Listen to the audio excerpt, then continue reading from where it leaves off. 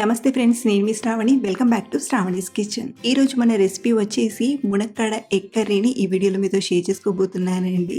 నోరూరించే రుచితో light గా masala taste తెలుస్తూ కాస్త పులుపుతో స్పెషల్ టేస్ట్ నిస్తుంది.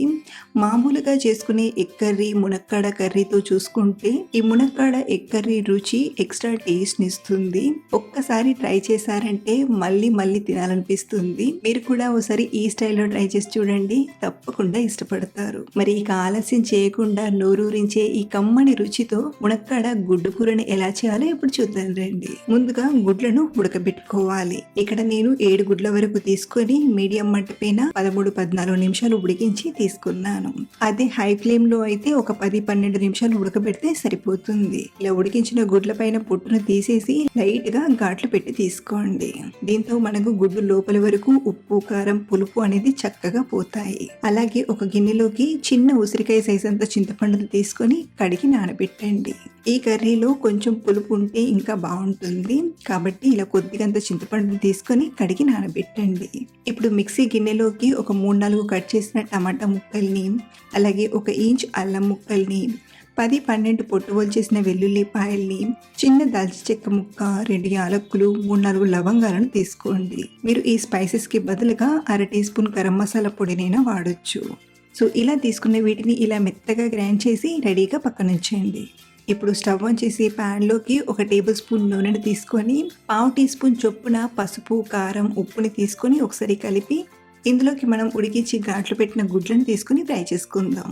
చాలా మంది గుడ్లను ఫ్రై చేయకుండా అలాగే చేస్తారు, బట్ నాకైతే ఇలా ఫ్రై చేసి చేస్తేనే బాగా అనిపిస్తుంది. గుడ్లు కొంచెం ఫ్రై అయ్యి ఎరుపు రంగులోకి వస్తున్నాయనేటప్పుడే ఒక ప్లేట్లోకి తీసుకొని పక్కన ఉంచేయండి. ఇప్పుడు మళ్ళీ ఇదే ప్యాన్లోకి ఒక 2 టేబుల్ స్పూన్ల నూనెను తీసుకొని నూనె కాస్త వేడయ్యాక 1/2 టీ స్పూన్ జీలకర్ర, 1/2 టీ స్పూన్ ఆవాలను తీసుకోండి. వీటితో పాటు ఒక బిర్యానీ ఆకును తీసుకుంటున్నాను. ఇందులో బిర్యానీ ఆకు టేస్ట్ అనేది బాగా అనిపిస్తుంది. అలాగే ఒక 2 పొడువుగా కట్ చేసిన పచ్చిమిరపకాయ ముక్కల్ని తీసుకొని ఫ్రై చేయండి. ఇవి కాస్త ఫ్రై అయ్యాక ఇందులోని కొద్దిగా కరివేపాకును తీసుకొని ఫ్రై చేయండి. ఇప్పుడు ఇందులోకి సన్నగా తరిగిన ఉల్లిపాయల్ని 1.5 కప్పు నుండి 2 కప్పుల వరకు తీసుకోండి. ఇక్కడ నేను ఒక 4గురికి సరిపడంత కూరను చేస్తున్నాను. మీరు ఇంకా ఎక్కువ మందికి చేస్తున్నట్లయితే క్వాంటిటీని పెంచుకోవచ్చు. ఇలా కలుపుతూ ఈ ఉల్లిపాయల్ని బాగా ఫ్రై చేయండి.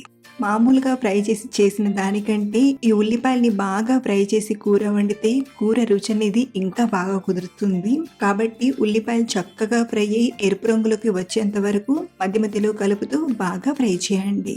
ఒక 4-5 నిమిషాలు అయ్యేసరికి ఉల్లిపాయలు చక్కగా వేగి మంచి కలర్లోకి వచ్చి ఇలా కాస్త దగ్గర పడతాయి. ఇప్పుడు ఇందులోకి మనం గ్రైండ్ చేసి పెట్టిన టమాటా పేస్ట్ని తీసుకొని కలుపుతూ మరొక 2-3 నిమిషాలు ఫ్రై చేయండి. టమాటా పేస్ట్ కూడా ఇలా చక్కగా ఫ్రై అయ్యి ఆయిల్ అనేది అంచులు వదిలేటప్పుడు ఇందులోకి రుచికి సరిపడా ఉప్పుని, 1/2 టీ స్పూన్ పసుపుని, 2 నుండి 3 టీ స్పూన్ల కారం తీసుకొని కలపండి. ఇక్కడ నేను కారం ఎగ్జాక్ట్గా 2.5 టీ స్పూన్లు వాడాను. కొంచెం స్పైసీ ఎక్కువ తినేవారైతే 3 టీ స్పూన్ల వరకు తీసుకోవచ్చు. ఇలా కలిపాక 1.5 కప్పు వరకు మునక్కాడ ముక్కల్ని తీసుకోండి. ఇక్కడ నేను 2 మునక్కాడల్ని కట్ చేసి తీసుకున్నాను. అలాగే ఇలా కలిపేటప్పుడు కొంచెం గ్రేవీగా ఉండడానికి లైట్గా నీళ్ళని వేసి ఒకసారి కలిపి మూత పెట్టి ఒక 3-4 నిమిషాలు ఉడికించండి. దీంతో మునక్కాడ ముక్కలకి ఉప్పు, కారం అనేది కొంచెం పట్టుకుంటుంది. 3-4 నిమిషాల తర్వాత మూత తీసి ఇందులోకి ఫ్రై చేసిన గుడ్లని, అలాగే నానబెట్టిన చింతపండు నుండి తీసిన రసాన్ని తీసుకోండి. అలాగే మనం ఇదే టైంలో గ్రేవీకి సరిపడా కొంచెం నీళ్ళను కూడా తీసుకోండి. అలాగే ఈ కర్రీ మరీ పులుసుగా ఉన్న అంత బాగోదు కాబట్టి కొంచెం కర్రీలా ఉండేలానే చూసుకోండి. ఈ టైంలో కొంచెం పల్చగా అనిపించినా కూర ఉడికేసరికి దగ్గర పడుతుంది. ఇప్పుడు మూత పెట్టి మళ్ళీ ఒక 4-5 నిమిషాలు మీడియం మంట పైన ఉడికించండి. 4-5 నిమిషాల తర్వాత మూత తీసి చూస్తే కర్రీ అనేది చక్కగా ఉడికిపోతుంది.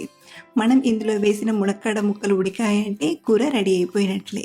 చివరిగా కొంచెం కొత్తిమీర ఆకుని, అలాగే మీ దగ్గర ఉంటే కొద్దిగా కసూరి మేతిని కూడా తీసుకోండి. ఇందులో కసూరి మేతి కూడా చాలా బాగుంటుంది. సో ఇలా తీసుకొని ఒకసారి బాగా కలిపి స్టవ్ ఆఫ్ చేసేయడమే. ఇలా మనం సింపుల్ వేలో మంచి రుచికరంగా మునక్కాడ ఎగ్ కర్రీని చేసి పెట్టామంటే ఇంట్లో వాళ్ళు చాలా ఇష్టంగా తింటారు. తప్పకుండా ఒకసారి ట్రై చేసి చూడండి. ఎప్పుడు చేసుకునే మునక్కాడ కర్రీ, ఎగ్ కర్రీ కాకుండా ఇలా కాంబినేషన్ లో చేసుకోవడం వలన ఫ్లేవర్స్ అనేవి బాగా తెలుస్తూ మంచి రుచిగా అనిపిస్తుంది. మరిన్ని సింపుల్ అండ్ టేస్టీ రెసిపీస్ కోసం మన ఛానల్ని ఫాలో అవ్వండి. Thank you for watching.